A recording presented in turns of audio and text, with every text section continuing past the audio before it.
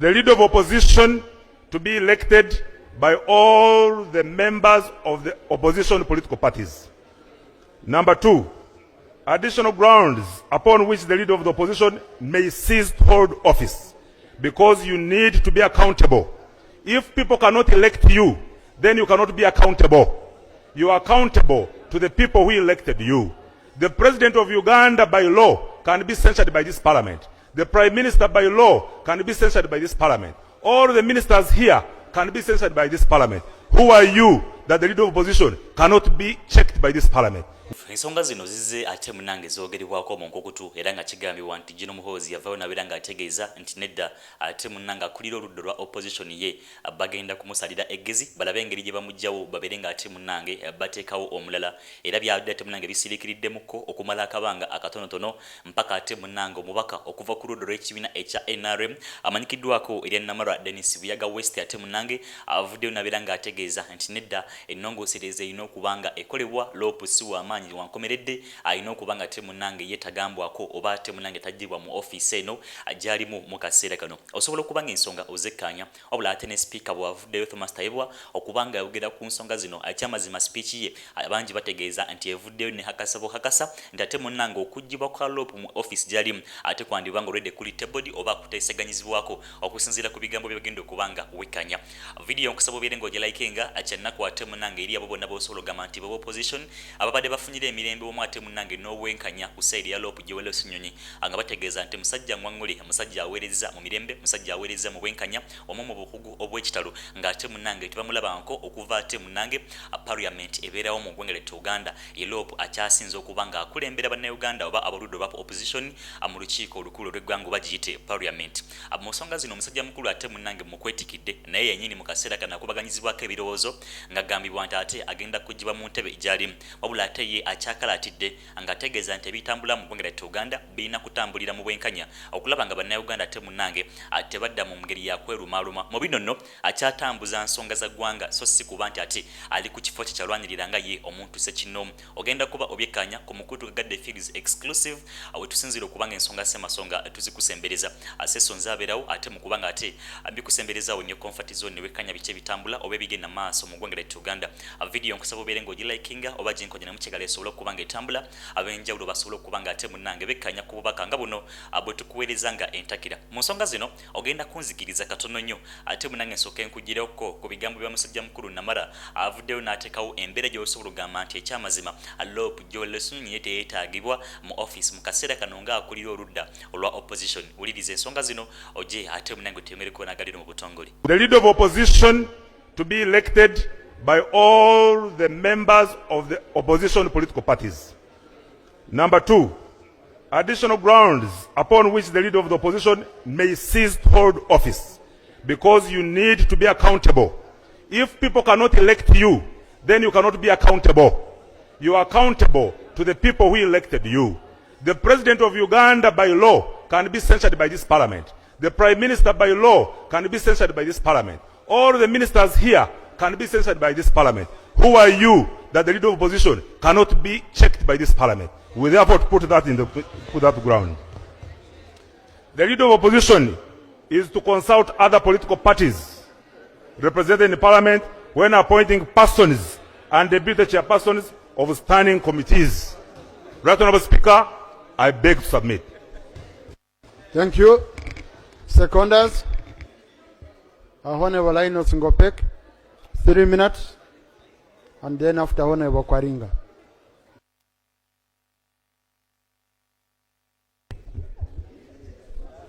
Right Honourable Speaker and Honourable Members, I rise to support the bill to amend the Administration of Parliament Act, CAP 272, for the following reasons. Honourable Members, whereas Section 8 of the Administration of Parliament Act requires the leader of opposition in Parliament to be determined through an elective process, A, the Act and the rules do not prescribe how the election to determine the LOP are conducted. Over the years, practice has developed where the LOP is merely designated Terevu ensonga ezo nga bw'ozirabyeko azza mubaka mulambirira okuva ku kibiina ekya NRM amanyikiddwako erya Namara Dennis ng'ategeeza nti ekyamazima LOP Ssenyonyi ye yandibanga n'eryanyi limuyitiridde mu office gy'alimu mu kaseera kano era asaana ate munnanga abeere ng'alondebwa bonna b'osobola okugamba nti bamubeerako n'obuyinza singa ate munnanga aba atuuse okubeera accountable oba nga bamusaba accountability. Mu nsonga zino osobola okugamba nti kyekinyusi ate munnanga ekyetooloredde mu message gy'avuddeyo n'abeera ng'awa ku ludda lw'eno.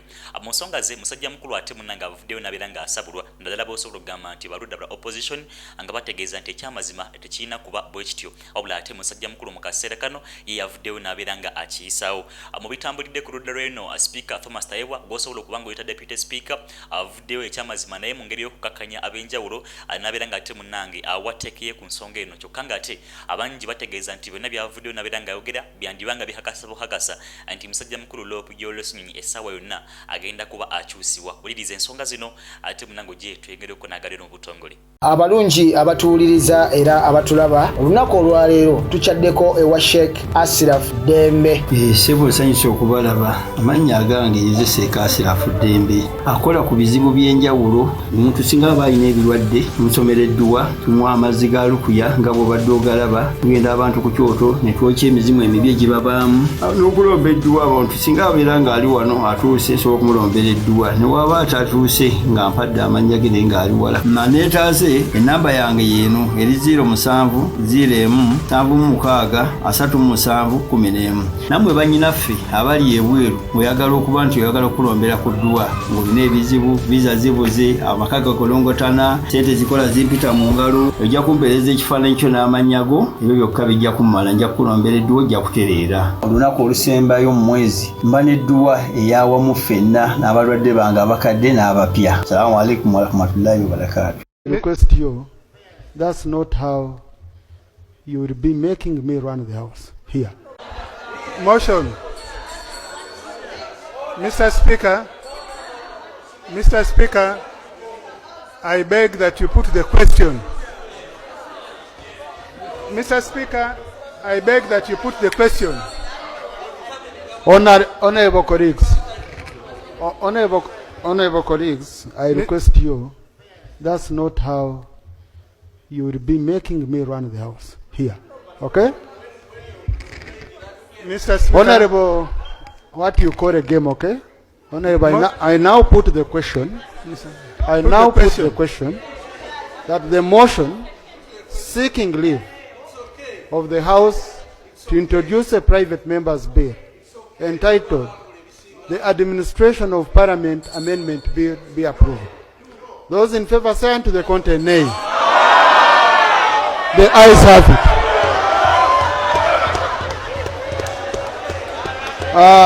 Honorable Namara, congratulations. Proceed.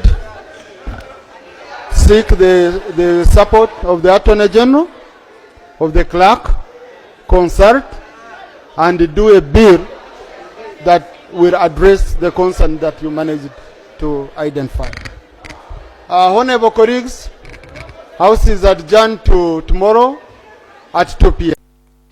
Abuterevu nga bw'obiwulidde oba nga bw'obirabyeko ebigambo bya Speaker Deputy Speaker Thomas Tayebwa agw'osobola okugamba ate munnange yalina omukyalo oli Anita Amongo mu kaseera kano akomyewo abangi gwe bagamba nti ekyamazima yandiba ng'atambulira mu blueprints zezimu Anita Amongo z'atambuliramu oba ze yatambuliramu nga naye akaseera hembu kayinza okutuuka ate munnange n'ayita mu mbeera y'emu omukyala Anita Amongo gy'ayitamu. Nsonga ki erowoozesa ab'enjawulo kubanga ate munnange bisobola okuba nga bitambulawo ebiti abo b'ojjamanya ate munnange osobola okuba ng'ogimpako mu comment section ne tutambula ffenna bulambalamba. Mu byeno nsobola kugamba nti omuliro tegwatambulidde ku LOP Ssenyonyi yekka n'omukyala ate munnange omukambwe wa kuno ate munnange mu parliament ye-12 omukyala Honorable Nammere yavuddeyo naye n'abeera ng'ayisibwamu amaaso kwegamba ate munnange yagiriwo ne ku podium ng'akyatuusa ensonga ze nga bwagenda okuba ng'obyekkanya still ninawe ne LOP Ssenyonyi nga bwe nkutegeeza mu ntandikwa anti ate munnange naye yayisizaawo teekeye nzikiriza nkwe ku mukyala Nammere ate munnange ogye twegereko ne LOP Ssenyonyi mu nsonga zino ezituuse ku biki ebitambulira ku kibiina kyo mu office ye agattako ate munnange ku ludda lwa opposition lwatambulirako. You see, Honourable Minister, what I'm saying but is however, simple. the Ministry of Justice, I'm just saying, if the Ministry of Justice is specifically going to present, if the Ministry of Justice will present tomorrow without specifically needing the backing of the ministers of local government, we would kindly appreciate that. Now, Honourable Minister, why I was saying this, this information you brought is from Minister of Justice, is from Electoral Commission. It is from Minister of Justice, which supervises Electoral Commission. Now, yours is mobilization. Yes. Which you've Honourable, done very well. right. I don't know if you have. I just wanted to know if you have any legal mandate. Honourable members, none of you has a right to tell any member of parliament to sit down. No. Honourable. No. Oh, I was simply thanking the speaker so I could go and take my seat. okay. Thank you, Right Honourable Speaker. Thank you. Thank you, Right Honourable Speaker. Thank you. I can sit without being held in my waist. abuterevu ensonga nga bw'ozirabyeko ensonga bwezityo bwe ziri ku ludda lweno nammere gattako n'ab'enjawulo nsobola okugamba nti ekyamazima ate munange bo ensonga zabonekedde dda naddala ate munange LOP Ssenyonyi mu bino zikiriza ate munange mukulekere osobola okuba nga omwekkaanya ku mukudu wa Gadde Fields exclusive ensonga ssemasonga wozisanga nobeera ng'olaba biki ebitambula oba ebigenda maaso mu ggwanga ly'etu Uganda.